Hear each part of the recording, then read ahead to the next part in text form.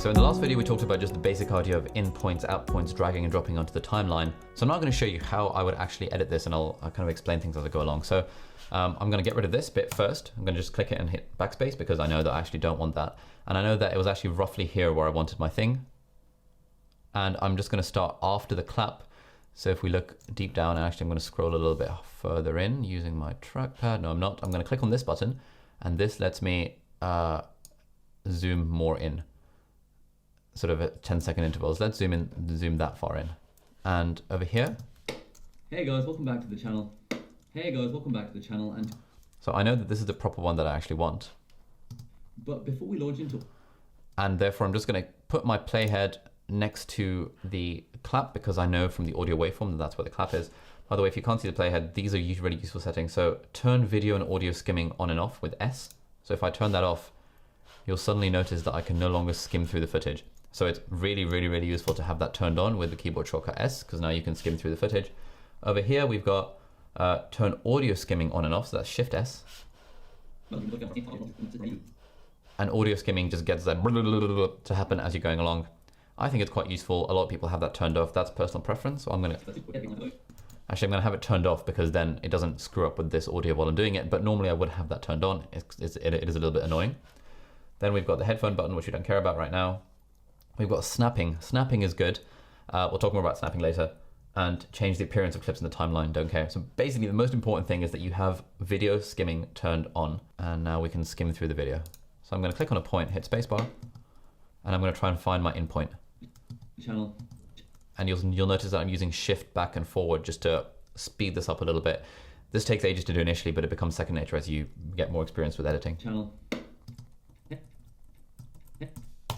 That's my endpoint where I've just started talking. Hey guys, welcome back to the channel. And another installment of the monthly favorite series. Today we're going to be talking about a book, a podcast, a blog post, and a board game that I've enjoyed this month.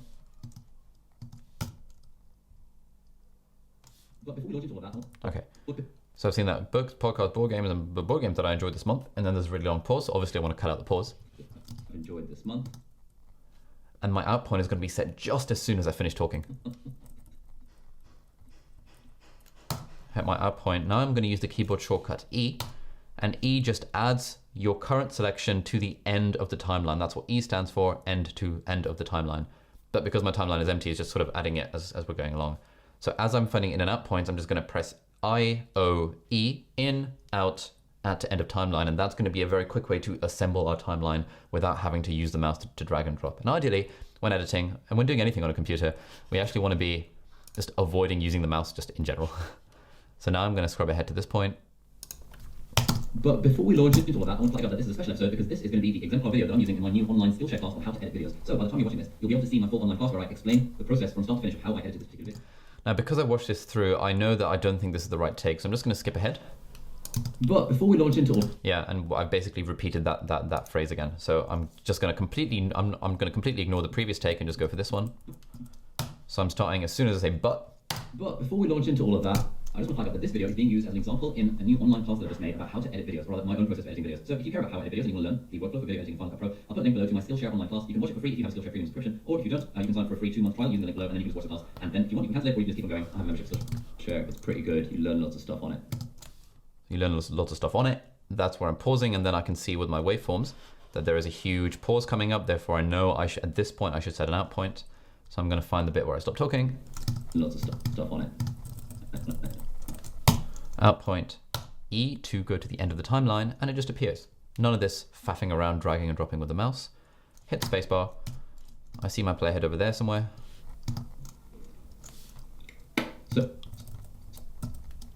So as soon as it starts saying so, I'm putting an endpoint. So yeah, in this online class, I'm going to teach you my whole editing workflow from start to finish, how I import footage, how I do the first A-roll cut, how I do jump cuts to hopefully try and keep things relatively smooth. You'll learn how I bring in stuff from up and down and things just to add a little bit of masala to the video, and you'll learn how I do timestamps, like all this stuff, and how I do iPad handwritten animation. So if you're into the whole video editing thing, then you should definitely check out my new online class on Skillshare, how to edit videos for beginners. Out point, because I can see that there is a huge amount of pausing coming up, but then why have I got so many claps? And that'll be a waveform that I'll be able to see. Ah, perfect. How to edit videos for beginners. Out point and end to timeline. But yeah, that's enough. But yeah, that's enough with me plugging that class. Let's get on with the video. Okay. That's where I start speaking. But yeah, that's enough with me plugging that class. Let's get on with the video. So in, out, end, and this becomes a very, very quick process as you get more and more experienced with video editing. What am I saying now? Okay, now at this point we're going to have there's going to be a new section, so I'm going to do and that'll be a waveform that I'll be able to see to figure out where to actually cut in the video. And you'll notice that I'm clapping anytime I make a mistake, because again, that shows me the waveform in my editing program, Final Cut, and that lets me see when I've made a mistake, so I'll know exactly, like I'll have an idea of how many attempts I've taken to get something right. Anyway, let's talk about the first thing. So the first thing was the book, and here is the book. So I'm going to bring it onto screen. Hopefully, if I do this and stuff, it works. Okay. Okay, so firstly, I want to talk about a book that I read this month. And so all of that ramble was purely for the purposes of this class. I wouldn't normally be talking to myself, but the point is, you know, when you're video editing, you've got so much freedom to cut out all the bits that you don't want. So I actually know that the bit I want to start with is here. Okay, so firstly, I want to talk about a book that I read this month, and that is Ready Player One. So that's going to be my next sort of A-cut stuff. So we'll end this video for now, and then in the next video, I'll just assemble the entire A-cut and occasionally share some keyboard shortcut tips. But as I said right at the beginning, you can assemble an entire film just by using I, O, and E, in, out, at, end of timeline, and things just become very, very easy, very, very straightforward. Thanks for watching, and I'll see you in the next video.